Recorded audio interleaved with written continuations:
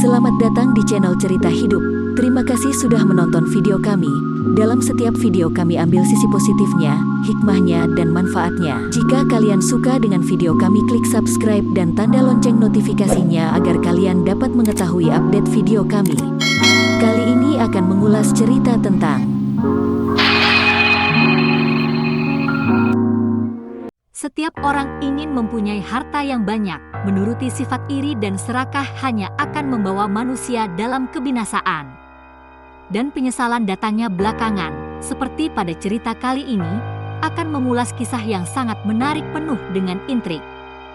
Di sebuah dusun Juroju, Desa Sumbersalak, Kecamatan Ledokombo, Jember, hiduplah keluarga yang bernama Pak Sugiono alias Suryoso 51 tahun yang mempunyai istri bernama Busani 45 tahun dan mempunyai 3 anak, tetapi anak pertama sudah meninggal.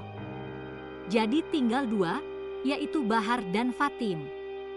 Fatim yang sudah berumah tangga tinggal bersama suaminya. Fatim anak yang baik dan tidak mengganggu kehidupan orang tuanya.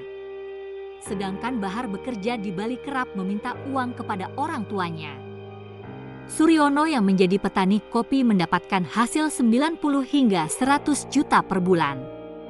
Hal inilah yang membuat Bahar ingin menggerogoti harta dari penghasilan bapaknya. Walaupun Bahar sudah diberi, tetapi Bahar menilai pemberiannya itu terlalu sedikit.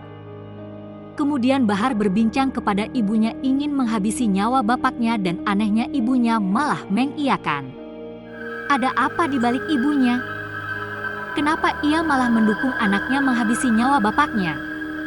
Ikuti cerita berikut sampai selesai. Penghasilan Suryono selain dari hasil perkebunan kopinya, ternyata ada penghasilan tambahan dari komoditas pertanian lain yang ditanamnya.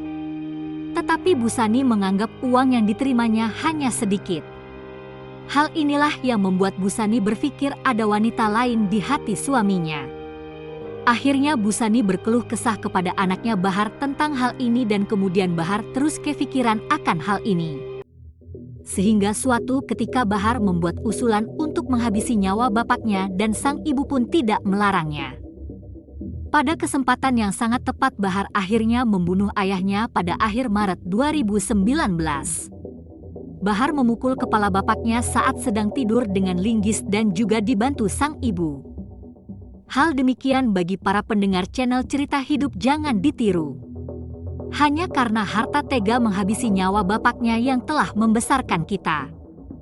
Bahar kemudian membawa kabur sepeda Sibir milik sang bapak dan menjualnya seharga 19 juta.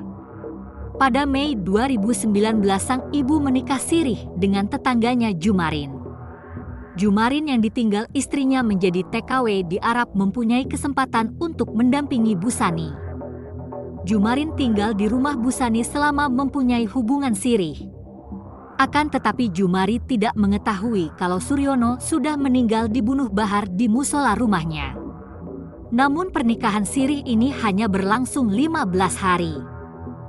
Karena istri Jumarin yang menjadi TKW di Arab Saudi sudah pulang. Dan sekarang hubungan Jumarin dengan Busani sudah berakhir. Pada Agustus 2019 Busani akhirnya menikmati hasil penjualan panen kopi milik almarhum suaminya. Ia memperoleh 100 juta rupiah. Dan sang anak Bahar tidak diberi hasil dari penjualan tersebut. Bahar menduga hasil itu dinikmati sang ibu dengan Jumarin. Bahar pun marah dan akhirnya mengarang cerita untuk menjerumuskan ibunya.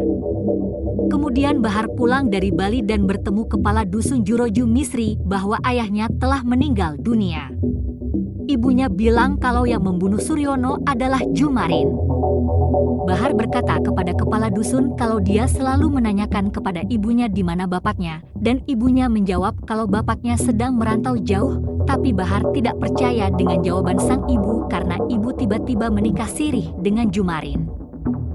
Kemudian Bahar berbohong dengan mengatakan bahwa ibunya bilang kalau yang membunuh Suryono adalah Jumarin. Dari sini akhirnya polisi menginterogasi ketiga saksi. Dari hasil pemeriksaan akhirnya polisi menetapkan Bahar dan Busani menjadi tersangka. Hal ini membuat gempar para warga karena jasad Suryono telah dicor dengan 2 lapisan beton setebal 25 cm di bawah lantai musola rumah. Sebelum dicor, jasadnya dibungkus sarung. Pihak dari keluarga korban sangat menyayangkan akan perlakuan dari anak dan istrinya ini. Sedangkan tindak pidana pembunuhan berencana diatur dalam pasal 340 KUHP, yaitu barang siapa sengaja. Dan dengan rencana terlebih dahulu merampas nyawa orang lain, diancam karena pembunuhan dengan rencana, dengan pidana mati atau pidana penjara seumur hidup atau selama waktu tertentu, paling lama 20 tahun penjara.